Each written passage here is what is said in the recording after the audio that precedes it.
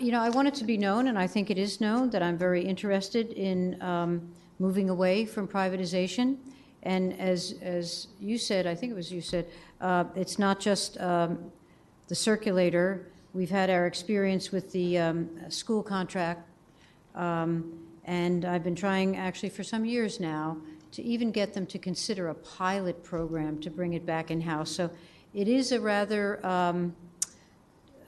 difficult case for the council to convince some that, or some members of the council to convince others about this issue. But of the few contracts that I have voted against, they have involved these kinds of, exactly these kinds of situations. So I agree with you entirely. My question, which will be for the director, who I think is open to this, is how we do it.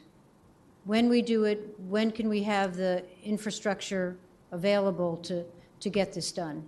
But it's my interest that we certainly pursue that. Again, it's the question of how. But I want to make an observation. I think someone alluded to it, and so I do want to underline it. You may remember that Councilmember Evans and I last year found the money, at least to provide wages that are fair. And so no matter what happens in the short term, I want to make sure that the wages continue to be fair and the benefits continue to be fair. That's the bottom line on that. But I think I want to make sure that you understand that Councilmember Evans and I were a partnership on this, and together we were able to put that together. So sometimes they say how you're preaching to the converted, so you're preaching to the converted, and it's just a matter of how we get this done. Do you have any questions, Councilmember Evans? I wanted to echo your comments, particularly on the circulator. I want the District of Columbia to run this thing. So it's a question, as Councilmember Cheh said, of figuring out how to do it. My sense is we would keep all the employees who are there. I think we even have a law that says we have to. So we already have the employees. We don't have to go hire anybody new. We have the buses. We have everything. The whole infrastructure is there. All we have to do is take over and run it. But it seems to me we would have to set up an office to run the circulator. So maybe Jeff would have an idea, or somebody else would have an idea of setting up how do we run a bus service. And that's what I would like to try. And I think you don't want to debate it anymore with anybody. I just want to do it and see if we can do it. And 5 years from now, we'll find out whether we can. Maybe we're inept as a government and we can't do it. And then we'll get rid of it. Or maybe we're good at it and we'll keep it.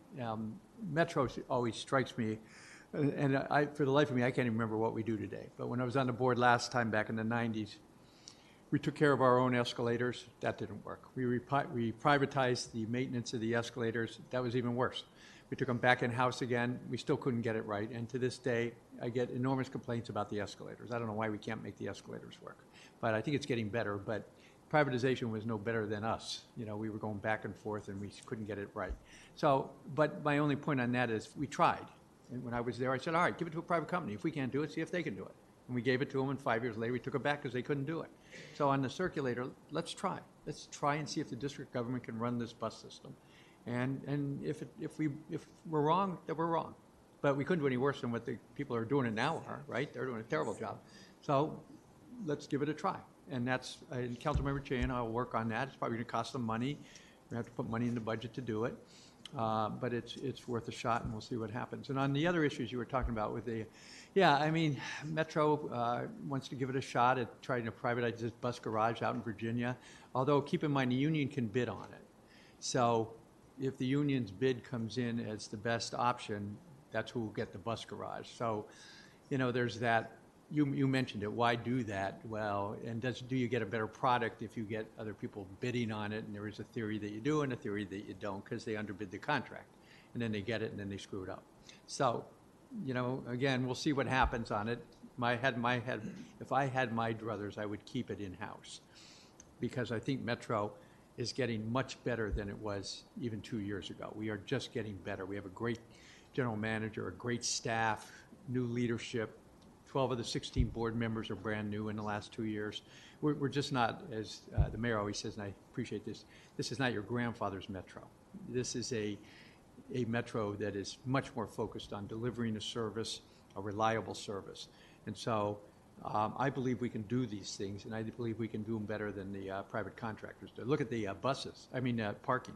The parking company, I won't mention their name, but they're terrible. They're being sued for fraud everywhere in the country, and we still got these people on board, and I want to get rid of them, get them out of here, because they were really ripping everybody off. So again, this is the course I want to take, and repeating myself, I think, Mary, we ought to give the Circulator a shot. You and I drive the buses. Who knows? No, we can't drive buses. No, we're going to be terrible at it. So anyway, thank you.